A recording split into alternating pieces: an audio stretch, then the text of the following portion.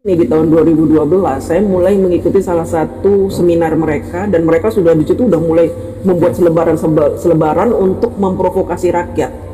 Dengan kata-kata yang saya bilang ini provokatif, ini nggak bisa, Islam tidak mengajarkan seperti ini. Indonesia ini kenapa FPI HTI cepat berkembang karena mayoritas Muslim dan mereka gampang terdoktrin. Nah, kenapa mereka sekarang tidak punya kekuatan lagi? Karena tahun 2019 kalau nggak salah ya, ada Kiai NU yang namanya Kiai Madudin itu menemukan sebuah riset bahwa ternyata yang namanya Habib-Habib itu bukan keturunan Rasulullah. Artinya apa? Assalamualaikum warahmatullahi wabarakatuh. Seluruh bangsa dan setelah akhir, jumpa lagi di channel Jagat Luk Pitu. Semoga dalam keadaan sehat tak kurang satu apa, rahmah barokah salam Allah curahkan untuk kita semuanya. Mantan orang HTI dan FPI ini menceritakan bagaimana kekejaman, tujuan terstruktur, tersembunyi, rahasia, tapi pasti mereka awalnya baik, mengajarkan Islam yang kafah. HTI FPI menjelma menjadi organisasi yang begitu liar, begitu kejam, manakala didanai oleh asing. Ini pengakuan mantan orang HTI dan FPI ini. Mereka menceritakan bagaimana perkembangan HTI dan FPI saat ini, bagaimana keterlibatan mereka dengan demo-demo, penggulingan, dan lain sebagainya, sehingga orang tersebut merasa perlu untuk mundur dari HTI dan FPI, bahkan pernah dipersekusi. Hilangnya, lemahnya kekuatan mereka, muncullah seorang mujadid muda dari Banten, Yai Haji Maduddin Usman Al-Bantani tahun 2019. Mereka lumpuh total atas tesis Kiai Imad, rungkatnya Pak Alwi, hilangnya HTI, FPI, dan sampai dengan saat ini sudah berganti-ganti nama, belum dapat pengesahan. Pernyataan ini betul-betul mengejutkan dari seorang yang notabene dulu dedengkot FPI dan HTI. Saat ini setelah kajian Kiai Imad muncul, begitu luar biasa mendukung, dan karena itu fakta real berdasarkan ilmiah, ilmu yang ada, sehingga dedengkot FPI dan HTI ini meyakini bahwa Habaib bukan dzurriyyah Rasul karena tesis Kiai Haji Maduddin Usman Al-Bantani. Kita simak video sekali lagi, mohon maaf mati Nusantara. Assalamualaikum warahmatullahi wabarakatuh. Nah, di situ teman-teman saya yang mantan HTI itu melihat saya mendukung Ahok itu marah semua. Bahkan saya dijapri, saya dikata-katain. Wah, kata-katanya itu menyakitkan. Dibilang saya ini murtad, kafir, percuma lo sholat kalau lo dukung orang kafir. Udah setiap hari itu udah caci maki itu. Tapi kuat menghadapi itu. Saya nggak peduli, karena saya pikir mendukung Ahok itu sebuah perjuangan. Kenapa saya bilang sebuah perjuangan? Selama puluhan tahun saya tinggal di Jakarta, belum pernah saya menemukan seorang pemimpin seperti Pak Ahok ketegasannya. Belum pernah saya bertemu seperti ini. Dia tegas, dia berani melawan preman, meskipun beliau ini minoritas kan di Jakarta. Dia berani melawan preman, berani melawan DPRD yang selama ini mengatur gubernur dalam menjalankan kegiatannya, itu mengatur Jakarta. Dulu gubernur kita tuh diatur sama DPRD. Kenapa saya tahu ya? Karena saya bekerja di sebuah instansi, di sebuah perusahaan swasta lah gitu ya, yang mana di situ saya berhubungan dengan dinas-dinas. Ya, dinas-dinas. Kemudian saya juga kenal beberapa orang lah di situ ya, kepala dinas saya kenal. Nah, di situ saya tahu cerita banyak tentang gubernur-gubernur kita, dari era Pak Soeharto sampai era Bapak Jokowi, Ahok, saya tahu semua. Kinerja mereka saya tahu. Dan ketika Pak Jokowi dan Pak Ahok memimpin Jakarta, udah awalnya saya nggak peduli dengan politik. Saya dulu kerjanya nyari duit, kerja saya nyari duit. Ketika Pak Jokowi hadir dengan Pak Ahok merubah birokrasi yang ada di Jakarta, saya langsung, ini kayaknya saya harus nyemplung nih di politik nih. Karena saya punya banyak cerita tentang pemimpin sejarah perjuangannya. Sejarahnya saya punya banyak cerita. Jadi saya harus kemukakan ini supaya banyak orang yang memahami bagaimana cara memilih pemimpin yang baik seperti apa gitu. gitu. Oke. Nah setelah Pak Ahok kan Pak Anies. Ya, gimana nih pengalaman dengan Pak Anies? Gimana ini? Jadi waktu kampanye Pak Ahok dengan Pak Anies itu luar biasa. Saya sempat dipersekusi FPI. Dipersekusi FPI. Didatengin sama orang-orang FPI ke kantor saya karena mereka nggak berhasil menemukan rumah saya, akhirnya datang ke kantor. Diintimidasi ya? Intimidasi. Datang ke kantor. Oke. Mereka tahu kalau saya ini aktivis buruh. Aktivis buruh. Buruh, iya. Saya kan salah satu pengurus SPSI Serikat Pekerja gitu. Jadi mereka kenal.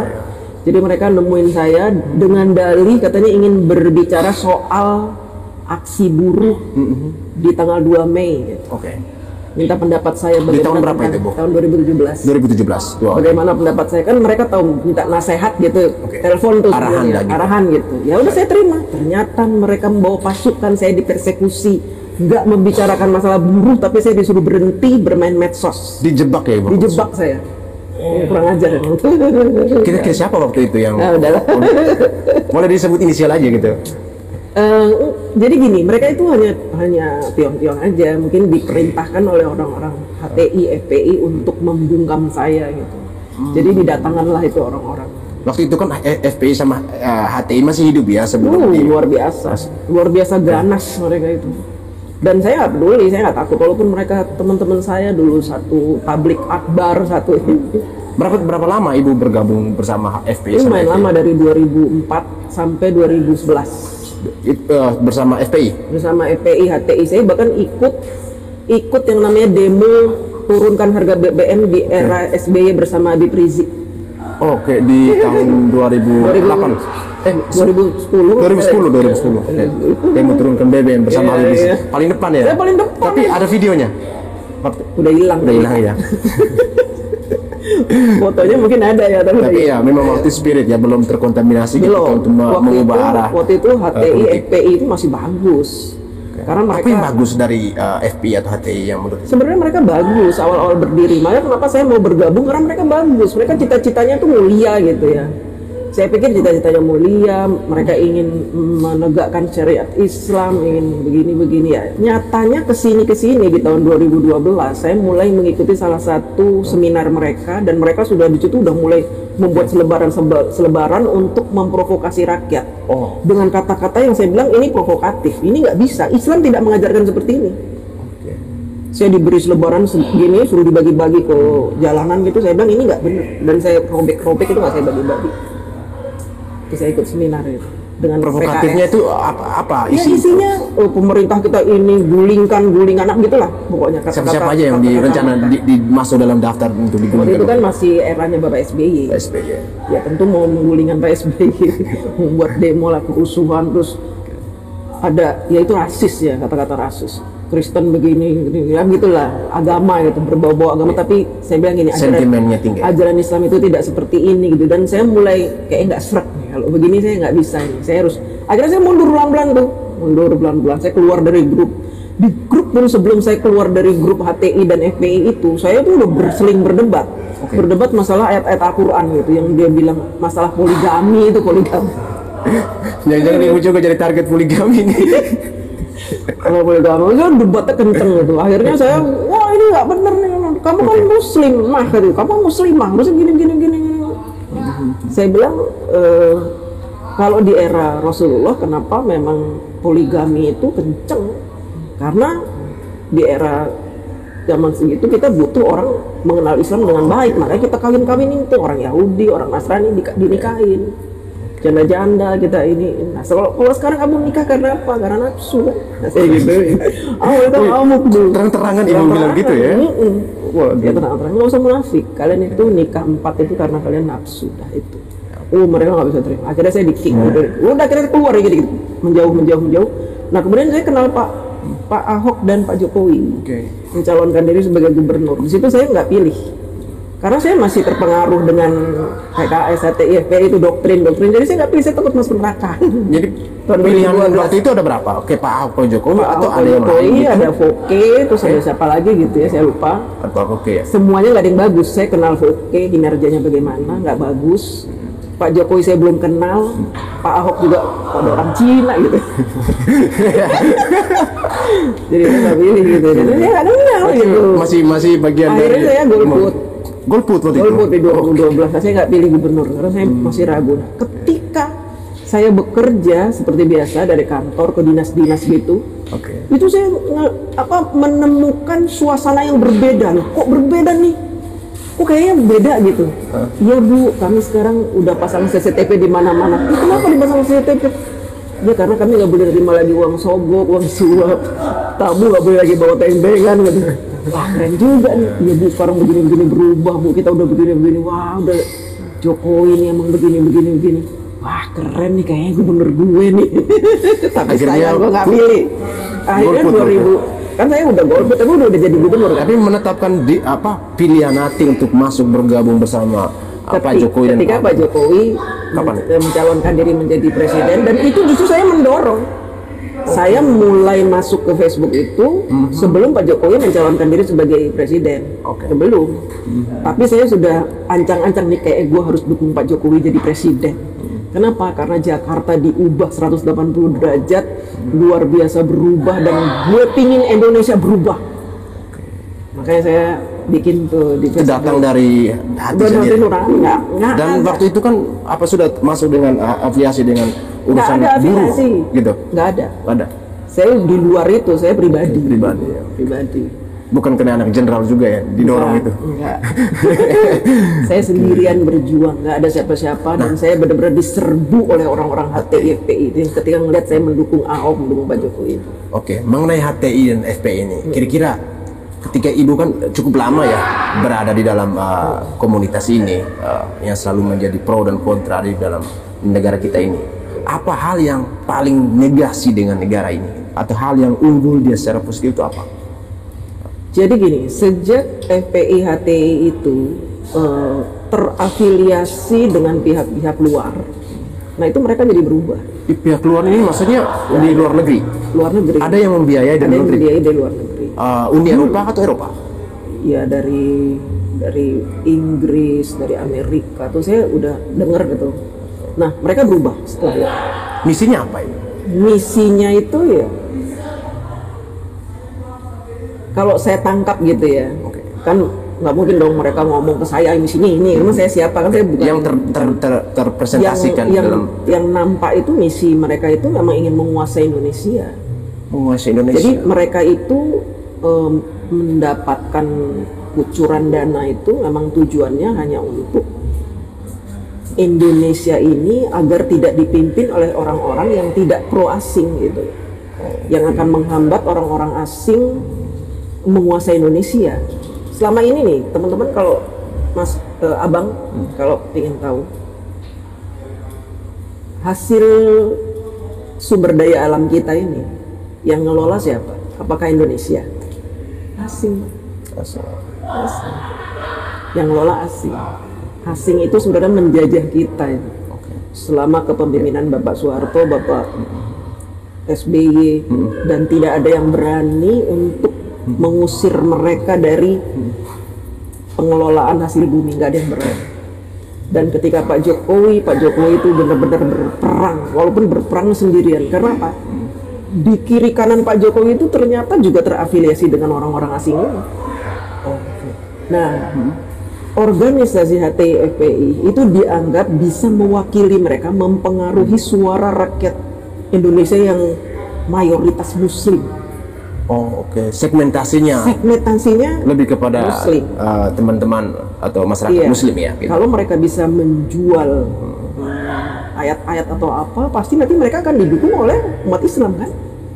Nah ketika ada suara banyak mendukung FPI HTI yang dia ini kaki tangannya asing, otomatis asing dengan mudah tetap mencengkram Indonesia dengan mudah. Tapi sayangnya mereka ketemu Jokowi ini menghambat langkah-langkah FPI dan HTI.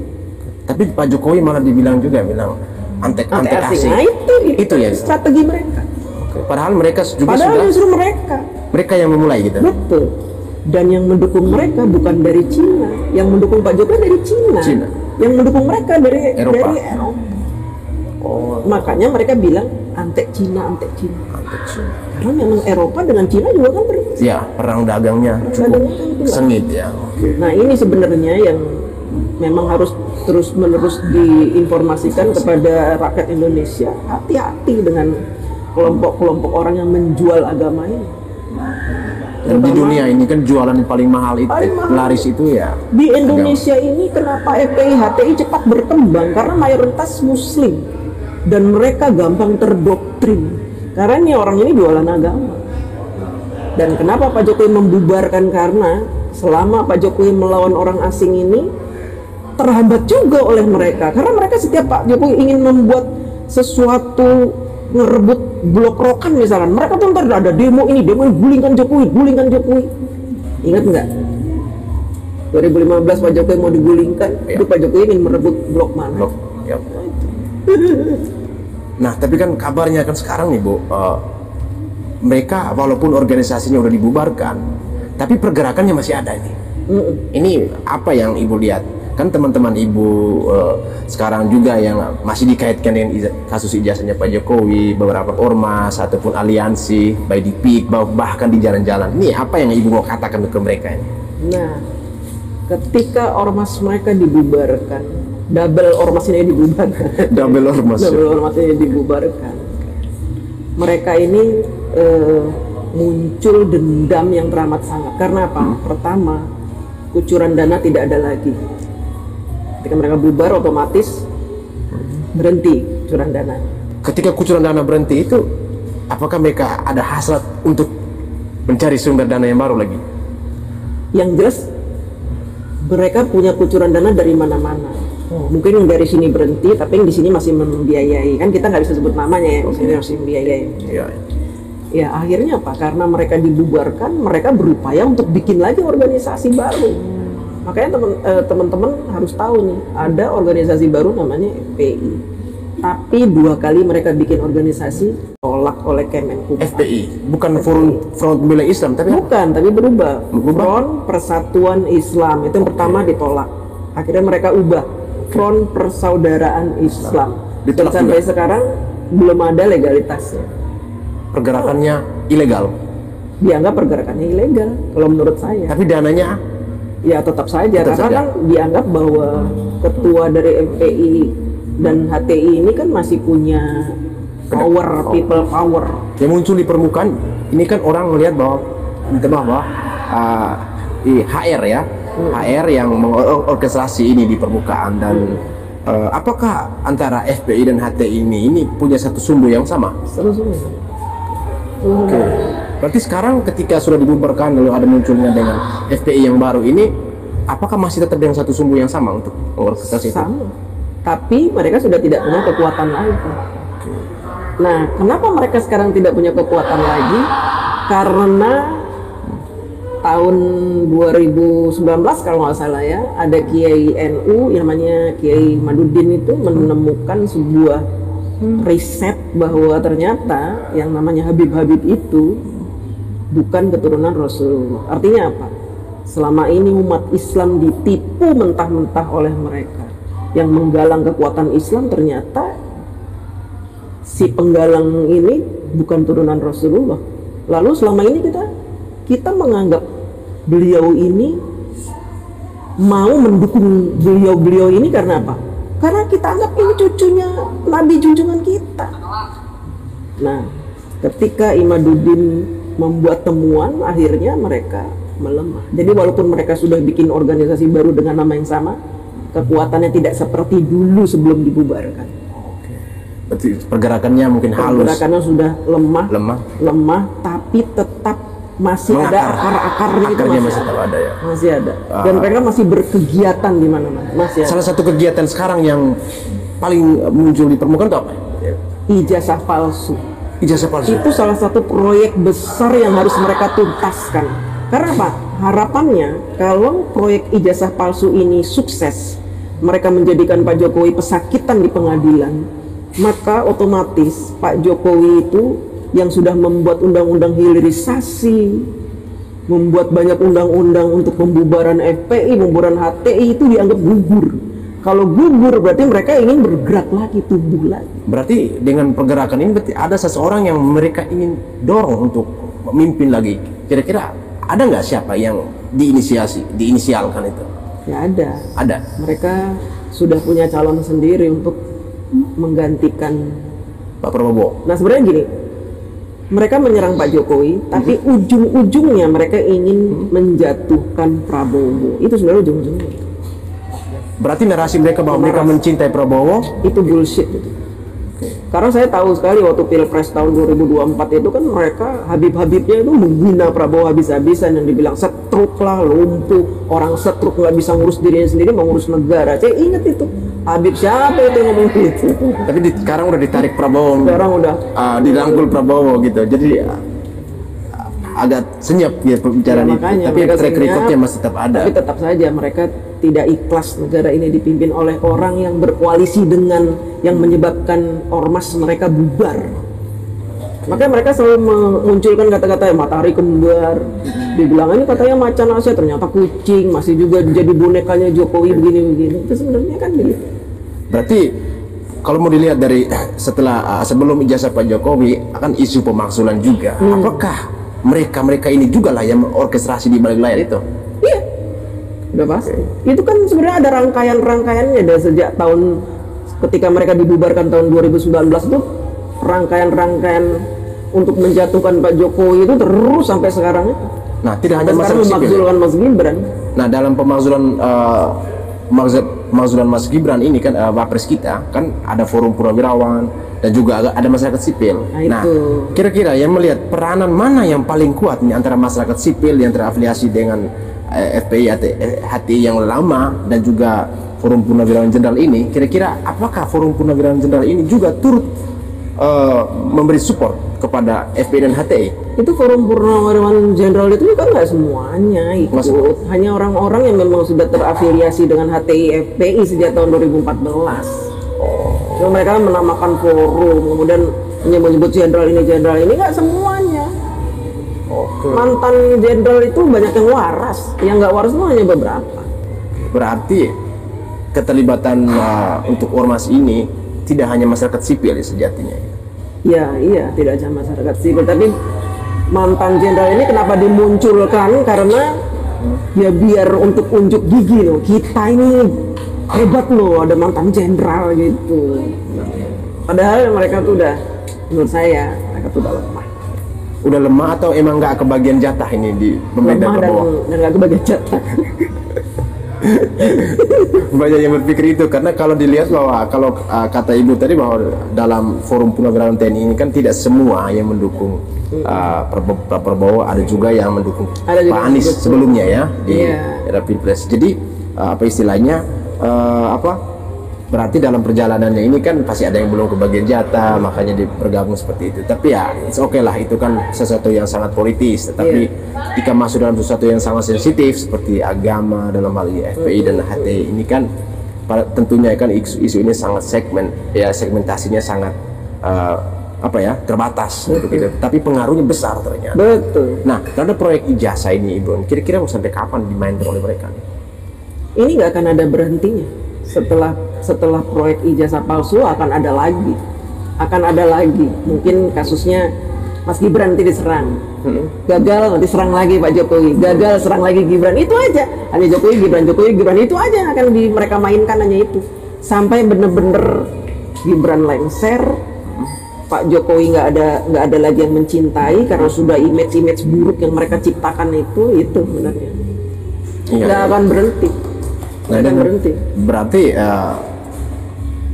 apa Ibu mau katakan bahwa ini mereka adalah pasukan orang-orang yang merasa sakit hati dengan pemimpin itu? Tapi kan mereka nggak mau dibilang pasukan sakit hati.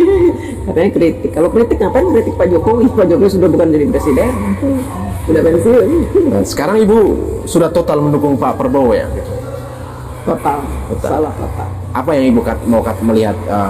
Ya kurang lebih 1 semester lah yang kinerja Pak Prabowo dan Gibran ini yang Ibu lihat di lapangan. Apalagi Ibu ini juga berada di komunitas buruh dan itu yang menjadi target bagaimana Prabowo mensejahterakan masyarakatnya ya. Iya, saya melihat Pak Prabowo ini luar biasa lah. Puas saya dengan kinerja Pak Prabowo, apalagi Mas Gibran ya, puas sekali. Nah dulu saya kan bertentangan sekali dengan Pak Prabowo.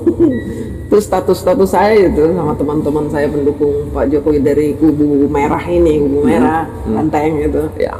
Itu status saya yang lama-lama itu diungkap lagi, inget tuh lo dulu gimana ngomong ke Prabowo.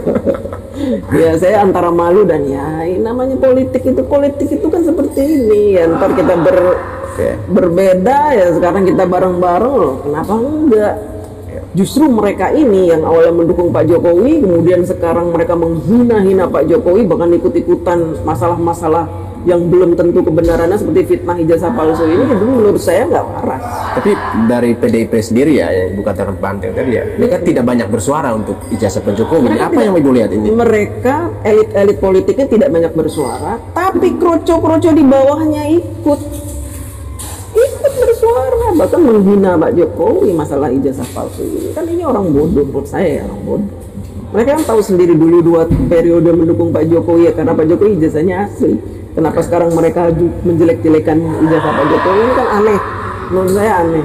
Nah kalau saya dari gelap menuju terang menuju Pak Prabowo itu wajar ya, kan orang insaf ya, sadar. Dan kenapa saya mendukung Pak Prabowo? Karena pertama saya melihat ketika Pak Prabowo dirangkul oleh Pak Jokowi itu Pak Prabowo berubah. Yang tadinya emosional jadi kayaknya berubah, mungkin karena ketularan aura positifnya Pak Jokowi ya, jadinya nggak berapi-api seperti dulu, kalem. Bahkan sekarang dikata-katain sama Rocky Gerung apa itu kalem, nggak emosi, dia santai gitu kan. Ya, ini kinerja yang Pak Ibu nilai, melihat penilaian objektif ya, objektif, iya. Keterwakilannya secara subjek ya. Secara subjektif. Bukan atas nama komunitas buruh ya. Bukan. Saya pribadi. Sebagai anak jenderal. Sebagai anak jenderal. Tapi kan ya kita tahu lah bahwa kita katakan fair ya, bahwa suatu pembangunan pemerintah itu kan ketika kita melihat kinerjanya bagus, tetapi ada hal-hal yang perlu kita kritisi juga untuk sesuatu yang maju. Kira-kira dari apa tadi yang Ibu katakan kinerjanya luar biasa dan bagus, kira-kira ada di sektor-sektor mana yang perlu Prabowo melakukan improvisasi ya sebagai bentuk kritik yang konstruktif untuk pada pemerintahan Prabowo gitu? Apa? Mulai entah mungkin dari pertama di ruang lingkup kementerian kah, atau program kerjanya yang mungkin belum maksimal karena baru berjalan 6-7 bulan, baru 1 semester gitu. Jadi ya itu fair, sebagai masyarakat kita yang merasakan langsung ada yang kurang di sini, tolong dilengkapi atau gimana? Nah kalau untuk kinerja Pak Prabowo saya yakin sudah maksimal, bagus lah, bagus maksimal. Hanya saja memang ada satu hal yang Pak Prabowo belum bisa tangani. Pak Prabowo belum terjun langsung ke pekerjaannya menteri-menteri. Saya belum melihat itu. Nggak tahu ya kalau di mungkin rapat-rapat antar menteri mungkin Pak Prabowo nyinggung atau gimana, saya nggak paham ya. Cuman yang jelas saya ada kasus nih, kasus pembayaran makan bergizi gratis ini bermasalah. Ini bermasalah. Nggak tahu deh udah dibahas atau belum di tempat Pak Prabowo, tapi benar-benar bermasalah. Permasalahannya itu catering yang menyediakan makan bergizi gratis itu yang belum menerima pembayaran. Sampai ada yang sudah 2 miliar belum dibayar. Nah mungkin ini bukan kesalahan Pak Prabowo, karena Pak Prabowo pasti memerintahkan menteri-menterinya untuk membayar gitu kan. Cuman kan memang ini ketika uang dari negara itu dicairkan untuk dibayar ke catering, itu kan melalui birokrasi yang berlapis-lapis. Nah ini yang harus dipangkas birokrasinya. Mungkin Pak Prabowo belum melihat ke birokrasi menurut saya. Dari segi birokrasi ya. Birokrasi Pak Prabowo harus. Tapi dikabarkan juga bahwa di dalam ruang lingkup kementerian itu juga kan ada tarik ulur juga, positif dan negatif, yang artinya kelihatan juga ada beberapa menteri yang mungkin tidak bercocok gitu, ada menteri-menteri yang udah mulai jalan sendiri ini. Bagaimana Ibu melihat nih? Nah saya juga melihat kan menteri-menteri yang ditunjuk Pak Prabowo itu sebagian besar itu menteri-menteri yang belum berpengalaman menjadi menteri, belum bisa melihat secara keseluruhan Indonesia seperti apa, karakternya di pemerintahan seperti apa. Jadi memang banyak kekacauan di sana sini. Kalau menteri-menteri yang sudah lama mungkin mereka udah pengalaman seperti Pak Mentan, udah pengalaman kan dari tahun berapa itu Pak Mentan itu. Jadi bisa ditangani masalah-masalah yang ada di pertanian. Kalau untuk menteri-menteri yang lain seperti perumahan seperti itu kan baru menteri. Jadi memang mereka harus kayaknya sekarang ini di semester pertama ini mereka masih belajar menjajaki. Jadi kalau ada kesalahan di sana sini menurut saya wajar. Wajar ya. Oke, artinya bisa diperbaiki untuk diimprovisasi. Bisa ya. diperbaiki. Terakhir ini Ibu, apa yang mau katakan terhadap orang-orang yang masih berada dalam ruang lingkup HTI dan FPI ini sebagai anak jenderal? Jadi begini, Indonesia ini saat ini sedang menuju ke titik emas sebenarnya ya. Pak Jokowi sudah membuat landasan yang bagus buat Indonesia. Pak Prabowo melanjutkan untuk membangun bangunan yang megah buat negara Indonesia. Sebaiknya orang-orang FPI, HTI sudahi saja dendamnya. Kalau memang kalian punya niat baik untuk bangsa ini, seharusnya kalian itu tidak membuat keonaran, nggak membuat keonaran dari langkah-langkah yang Pak Prabowo sedang jalankan saat ini untuk menjadikan Indonesia negara yang dikdaya, makmur, sejahtera. Kalau memang kalian tidak suka dengan pemerintahan Bapak Prabowo, ya silahkan saja. Kalian kan ada tuh negara Suriah itu yang kayaknya itu ya perlu dikembangin, ya silahkan aja kalian pindah ke Suriah. Nggak usah ganggu Indonesia. Karena apa? Kalian bergerak ingin mengganggu Prabowo Gibran. Kami pun anak bangsa pribumi dengan siaga akan membela pemerintah yang sah.